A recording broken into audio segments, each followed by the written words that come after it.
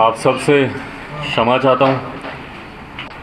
मैं जानता हूँ कि आप लोग भी 2-3 दिन से बहुत ज़्यादा आप लोग परेशान चल रहे हैं और इस गर्मी में कई घंटों तक खड़े रहकर जानकारी सही प्राप्त कर देश की जनता को देने का आप लोग प्रयास कर रहे हैं। कुछ समय से मेरी खुद की तबीयत ठीक नहीं चल रही थी और उस बीच में जिस तरीके से ये पूरा घटना चक्र घटा, मेरे लिए भी शारीरिक तौर पर थोड़ा सा कठिन हो रहा था। हर समय हर परिस्थिति में को जानना, उसके ऊपर निर्णय लेना, उसको आप सबके सामने रखना। कई बार दवाई लेकर नहीं हिम्मत हो रही थी कि मैं खड़ा रह पाऊँ या ज़्यादा बातें कर पाऊँ। आज भी इसीलिए आप लोगों के सामने आया हूँ। आप लोग के सवालों का जवाब भी दूंगा। जो भी प्रश्न आपके मन में होंगे वो ज़रूर आप लोगों के सामने रखूँगा। पर इतना मैं ज़रूर कहूँगा कि मुझे नहीं लगता कि एक प्रेस कॉन्फ्रेंस में सारी बातें क्लियर होंगी।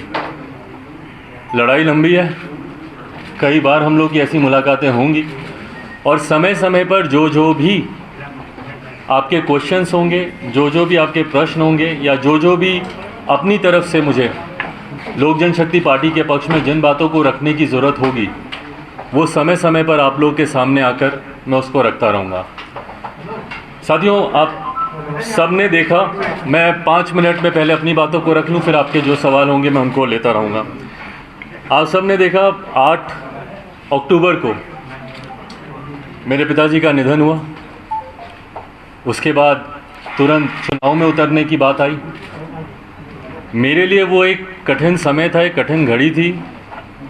एक तरफ पापा की बॉडी भी अभी हॉस्पिटल से घर नहीं आई थी और हम लोग चुनाव में उलझे रहे पूरा समय। मैं ईमानदारी से बोलूं, वो 40 दिन का लगभग का समय, 1 महीना 35 दिन का समय ढंग से घर पे घर वालों के साथ बैठ के पापा को याद करने का, उनको सोचने का वो समय ही वैसा नहीं मिल पाया। आने के बाद परिवार के साथ ज़रूर मैंने समय बिताया, काफ़ी घर वालों के साथ, मम्मी के साथ, परिवार के साथ। और उसके बाद वापस हम लोगों ने कि किस तरीके से इस चुनाव में, और इस चुनाव के परिणाम पर मैं एक बात ज़रूर बोलूँगा प्रमुखता से कि इस चुनाव में मिली लोक जनशक्ति पार्टी को जो एक बड़ी जीत हम लोग की हासिल हुई है।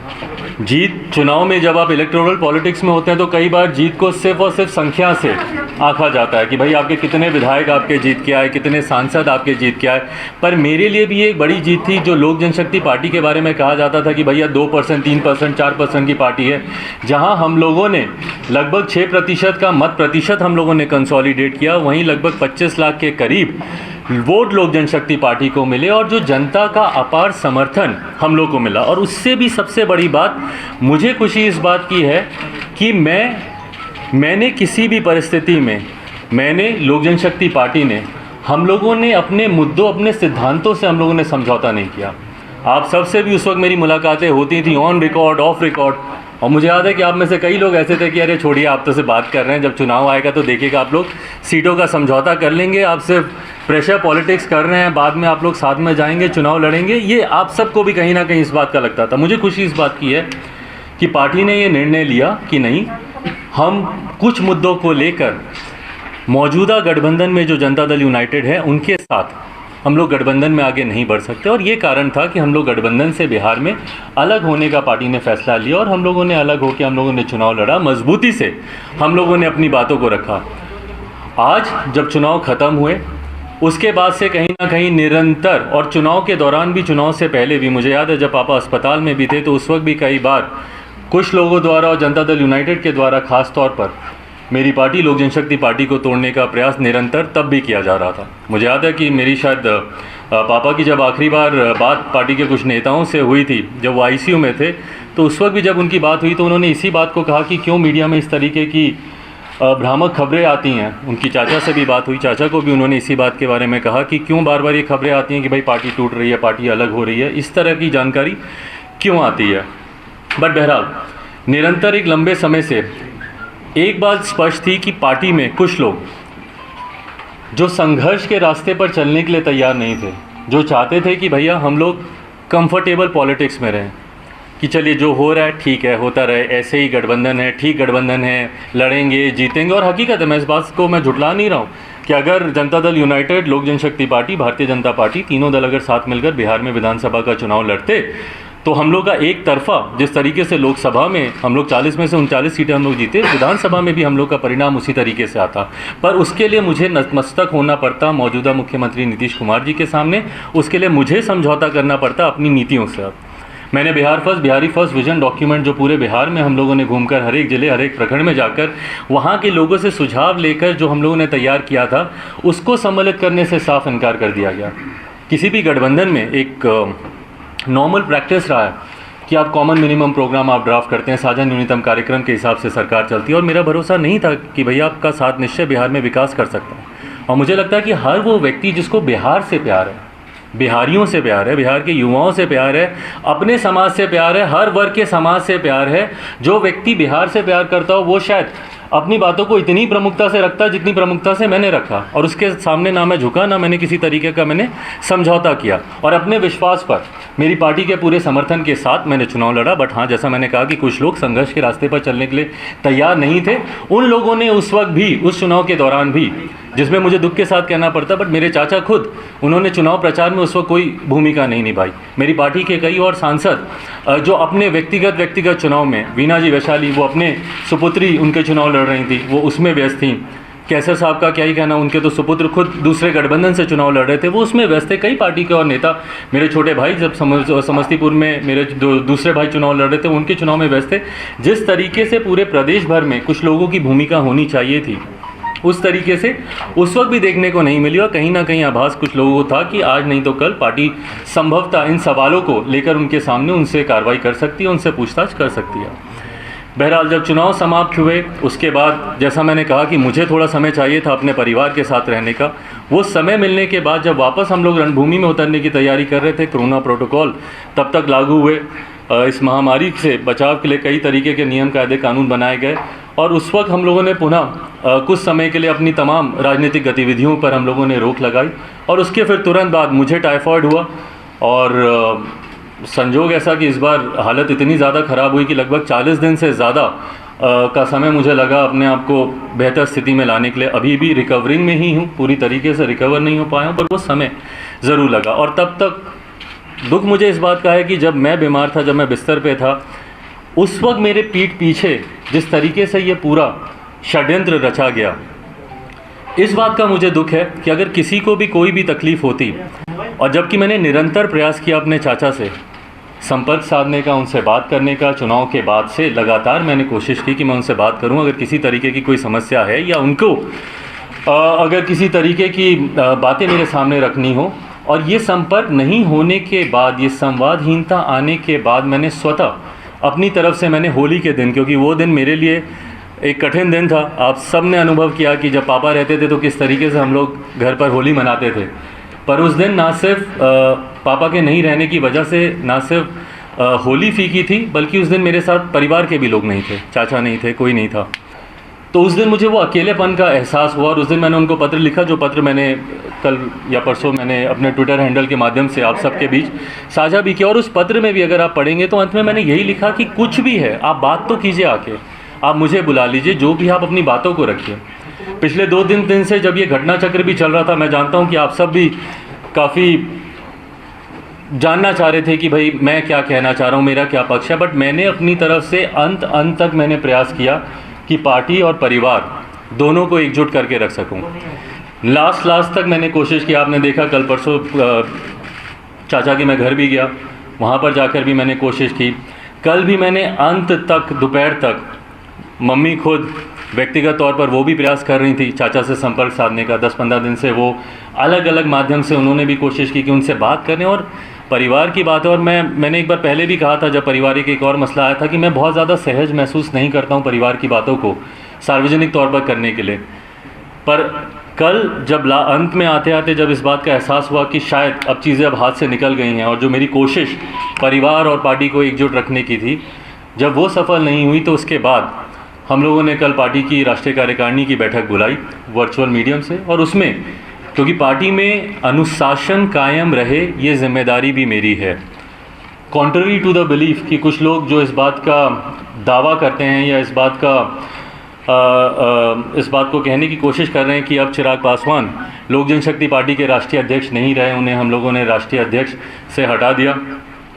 मैं आप सब के माध्यम से पार्टी के संविधान की जानकारी संक्षेप में आप लोग के समक्ष रखना चाहता हूं। मेरे साथ पार्टी के संविधान के निर्माताओं में से जो अहम भूमिका निभाने वाले पार्टी के हमारे सेक्रेटरी जनरल जनाब अब्दुल खालिक साहब मौजूद हैं, ए.के. वाजपेयी साहब मौजूद हैं, जिन्होंने लीगली इस संविधान को ड्राफ्ट करने में एक अहम भूमिका निभाई है। तो संविधान के अनुसार जो ये दावे किए जा रहे हैं, जिस तरीके से कहा जा रहा है कि नहीं उनको हमने राष्ट्रीय अध्यक्ष के पद से हम लोगों ने उनको हटा दिया या फिर पार्लियामेंट में संसदीय दल का नेता बनना, भाई अगर आप मुझे कहते तो मैं खुशी खुशी में आपको बनाता संसदीय दल का नेता, मुझे कोई उसमें दिक्कत नहीं थी। मैं तो चाहता हूं कि भैया आप आएँ और पार्टी की भूमिका बढ़ चढ़ कर निभाएं। मैं चाहता हूं कि सदन में ज़्यादा से ज़्यादा हर एक विषय पर पापा ने जिस तरीके से विश्वास करके, जिस तरीके से संसदीय बोर्ड ने मुझ पर विश्वास रख के मुझे संसदीय दल का नेता बनाया था, मुझे खुशी है कि हर उस मुद्दे पर धारा 370 की बात हो, ट्रिपल तलाक की बात हो, जितने भी राम मंदिर की बात हो, जितने भी ऐसे मुद्दे हैं, निरंतर मजबूती से मैं सदन में अपनी बातों को मैं रखता रहा। मैं चाहूँगा कि भविष्य में भी ये रहे। बहरहाल, पर जिस तरीके से उनको चुना गया, ये प्रक्रिया संवैधानिक तरीके से, और संवैधानिक तरीके से मैं राष्ट्र के संविधान की नहीं, मैं पार्टी के, लोक जनशक्ति पार्टी के संविधान की मैं बात कर रहा हूँ, संवैधानिक तरीके से ये प्रक्रिया गलत है। पार्टी का leader of the house parliament में या विधानसभा में या विधान परिषद में कौन होगा, इस बात का निर्णय सिर्फ और सिर्फ पार्लियामेंट्री बोर्ड ले सकता है। And in absence of parliamentary board, ये पूरी की पूरी power resides in the hand of the national president. राष्ट्रीय अध्यक्ष के पास ये पूरी पावर है इस बात को चुनने की। कौन आपका leader of the house parliament में होगा, लोक जनशक्ति पार्टी का संविधान इस बात की इजाज़त सिर्फ राष्ट्रीय अध्यक्ष या संसदीय बोर्ड के पास है। वहाँ पर मौजूदा जो सिटिंग मेंबर ऑफ पार्लियामेंट्स हैं वो आपस में इस बात का निर्णय नहीं ले सकते, ये पार्टी का संविधान कहता है। बहरहाल, इसमें बहुत ज़्यादा डिटेल में नहीं जाते हुए, क्योंकि संभवतः आने वाले दिनों में शायद एक लंबी कानूनी लड़ाई भी हम लोग को लड़नी पड़े, वहाँ पर हम लोग इस बात को मजबूती से हम लोग रखेंगे। बट आज आप लोग की जानकारी में सिर्फ मैं इन बातों को देना चाह रहा हूँ कि जिस तरीके से पोर्ट्रे किया जा रहा है, मैं सामने इसलिए नहीं आ रहा था या अपनी बातों को, क्योंकि आज हम लोग दिन भर एक लंबे समय तक हम लोगों ने लीगल ओपिनियंस, क्या क्या इसमें कॉन्स्टिट्यूशन के आधार पर क्या क्या चीज़ें हैं, सुबह से लंबे समय से हम लोग की बैठकें चल रही थी, तमाम इन जानकारियों को हम लोग एक दूसरे के साथ हम लोग साझा कर रहे थे। और ईमानदारी की बात है, मैं चाहता नहीं था कि ये मसला इस तरीके से बढ़े। जैसा मैंने कहा कि मेरा हमेशा प्रयास रहा कि अगर परिवार की बात है और पार्टी भी मेरा परिवार है, अगर इसको हम लोग बंद कमरे में अगर आपस में बैठकर अगर हम लोग इसको सुलझा पाते, वो मेरा प्रयास ज़्यादा था। पर अब जब मेरे पास कोई और विकल्प बचा नहीं, तो इसीलिए आप सबके समक्ष आकर मुझे इन बातों को रखना मेरे लिए ज़रूरी था, क्योंकि बार बार मैं देख रहा था कुछ चैनल्स पे चल रहा था कि इनको राष्ट्रीय अध्यक्ष के पद से हटाया जा चुका है। लोक जनशक्ति पार्टी का संविधान कहता है कि राष्ट्रीय अध्यक्ष का पद सिर्फ दो परिस्थितियों में खाली हो सकता है, या तो राष्ट्रीय अध्यक्ष का निधन हो या स्वतः अपनी मर्जी से राष्ट्रीय अध्यक्ष किसी भी परिस्थिति में जब वो रिज़ाइन करते हैं तो उसकी जगह दूसरे अध्यक्ष की नियुक्ति की जा सकती है। बट ये तमाम बातें, जैसा मैंने कहा, लीगल मैटर्स हैं। यहाँ पे वाजपेयी साहब मौजूद हैं, विस्तार में अगर आप इनसे अगर कुछ आप जानना चाहें तो ये आपको और विस्तृत तरीके से आपको इन सब बातों की जानकारी देंगे। पर हाँ, आज आप लोगों के सामने आने का मेरा उद्देश्य बस यही था कि जो एक मैंने प्रयास किया था कि शायद परिवार, पार्टी, सारा मसला सुलझ जाए। आज जब वो सुलझा नहीं तो पार्टी में अनुशासन बना रहे, पार्टी जिस मजबूती से जिन विचारों के साथ आगे बढ़ रही है उन्हीं विचारों के साथ वो आगे बढ़ती रहे।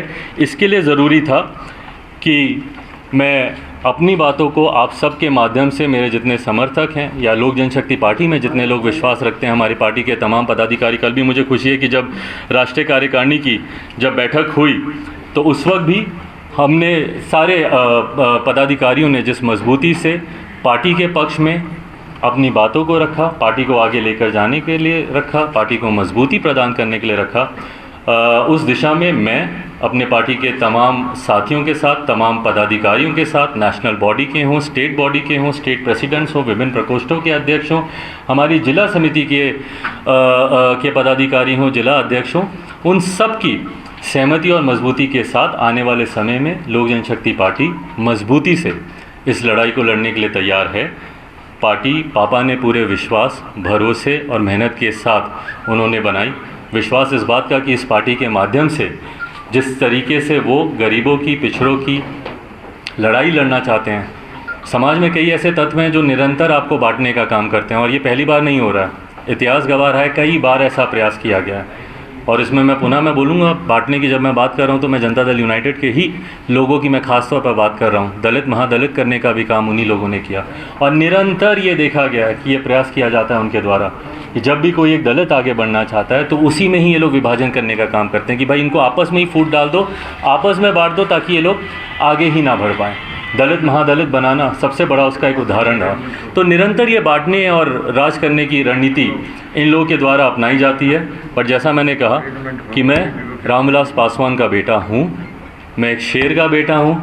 ना मैं उस वक्त अकेले चुनाव लड़ने से डरा जब मेरे पिता के निधन को कुछ समय नहीं बीता था। उस वक्त अगर मैं डंके की चोट पर अपने मुद्दों पर, अपने अधिकारों के लिए जाकर उस वक्त अगर मैं लड़ाई लड़ सकता हूं, तो आज की तारीख में तो मेरी पार्टी, मेरे साथियों का पूरा समर्थन मेरे साथ है, मेरी तमाम पदाधिकारियों का समर्थन मेरे साथ है। और सबसे बड़ी बात, बिहार की जनता जिस तरीके से सोशल मीडिया के माध्यम से हो या व्यक्तिगत संपर्क साधने के माध्यम से हो, जिस तरीके से उनका प्यार और उनका समर्थन मुझे मिल रहा है, ये विश्वास मुझे देता है कि जिस सोच के साथ पापा ने इस पार्टी को बनाया था, उसी सोच के साथ लोक जनशक्ति पार्टी आने वाले दिनों में मजबूती से आगे बढ़ेगी।